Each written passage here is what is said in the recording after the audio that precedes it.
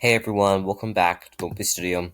Today I'm going to be recapping and reviewing Riverdale Season 1, Episode 5, and it's called Chapter 5, Heart of Darkness. Without further ado, let's go ahead and get into the video. Just a couple of quick things to say before I get started. First of all, if you can please subscribe to my channel, I really appreciate it. I'm trying to reach a goal of hitting 200 subscribers before the end of 2020. I think this goal is possible if you please also go ahead and subscribe down below.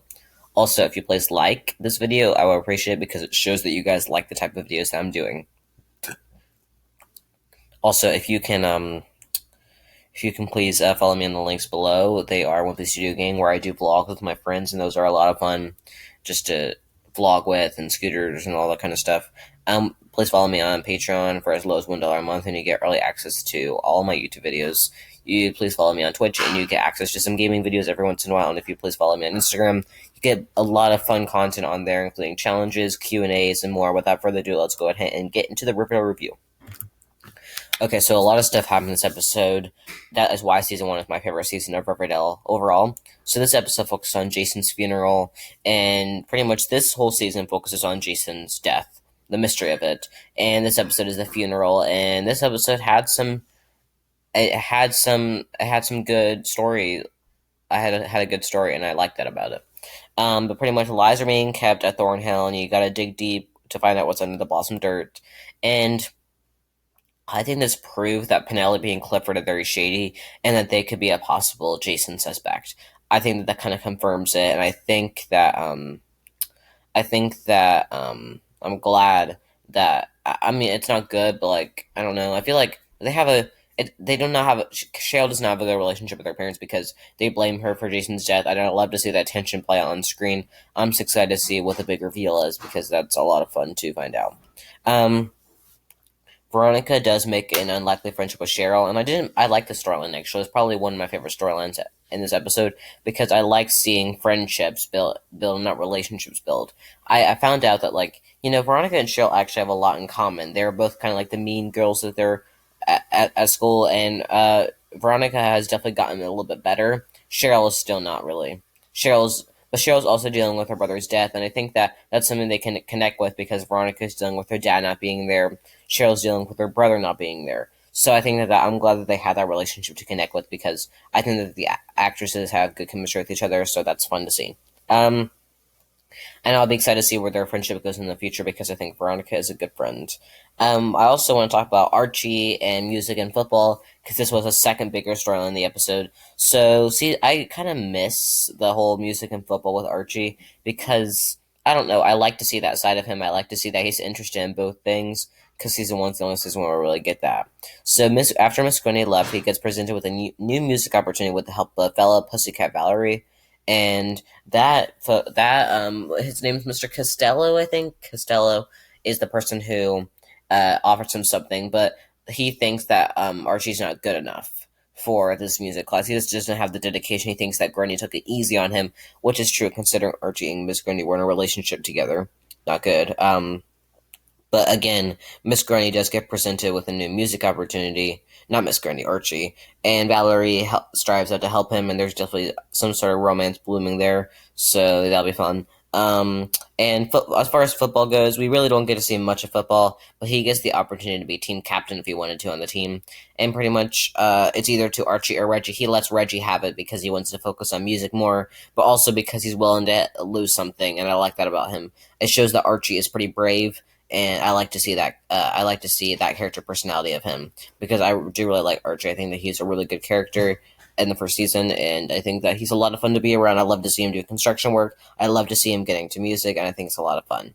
Um, so I like to see the music and football dynamic. I love to see him choose which one he wants to do because both of them are good. I think that he's good at both of them, but I love to see him back and forth, back and forth. He gets presented with a new football opportunity, team captain, and he gets presented with a new music opportunity, and that is that. And I think that he was getting ready to just focus on football and leave music behind after Miss Gurney left. But then the whole music opportunity comes in, and I think now he's shifting back into music where he thought all hope was lost when Miss Gurney left because Miss Gurney took it easier on him because of their whole relationship. So I like to see that. I think that it would be nice to see Archie. I don't know. It would be nice to see Archie grow in music and football throughout the next couple episodes. I know there's a talent show next episode, and that'd be fun to see.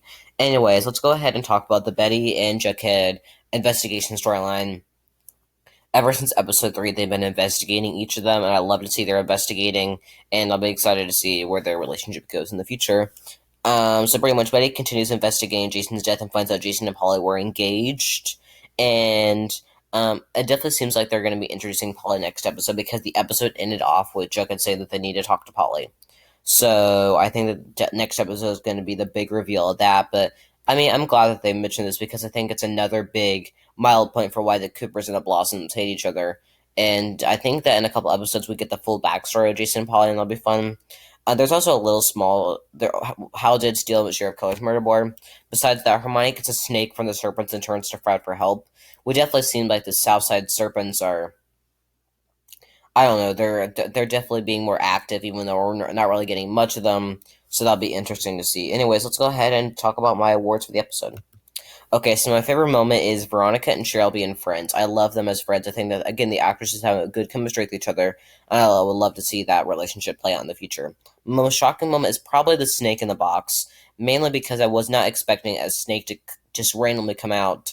Definitely very random, but I'm glad that the Southside Serpents are now playing a bigger role in the story, and I'll be excited to see a Jughead Stat FP comes back. I think that'll be a lot of fun. My favorite characters are Betty and Jughead. They're obviously my favorite characters for each episode because they're my favorite characters over the series overall.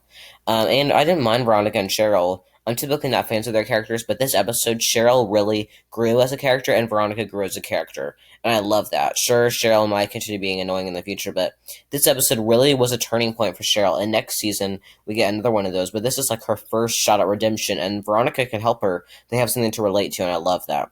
My least favorite characters are Penelope, Clifford, and Hal. Penelope and Clifford because they're being really shady, and Hal just because he's annoying and he stole the murder board. I really do not know what to think of that. But my overall grade is an A. This wasn't my favorite episode, but things look like they're going to heat up next episode. I'm really excited, and you guys can comment down below if you're excited about what's going to happen next episode and the talent show episode because that will be a lot of fun to see. Anyways, as I kind of end off this review, I want to thank everyone for watching my studio. If you can please comment video ideas down below, I really appreciate it. Tomorrow I have a Sweet Magnolias recap coming of the whole season. Saturday I have a bonus video coming where I'm going to be talking all things Fortnite. And so those are 2 videos to be looking forward to for tomorrow and Saturday. So stay tuned for that. If you're liking my Riverdale reviews, please comment down below and we can talk about your thoughts of the episode because I really appreciate to hear your thoughts. Also, if you can please, again, follow me on the links below, Wimpy Studio Gang, Patreon, Twitch, Instagram, all that kind of stuff.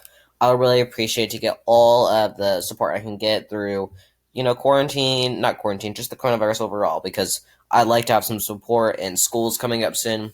And I think that if you guys support me, I will get through this journey. And I really want people to check out my channel. I want to be able to lift my channel up. Anyways, I want to thank everyone for what you do. Like, comment, subscribe, and share some notifications for more videos to come, and bye.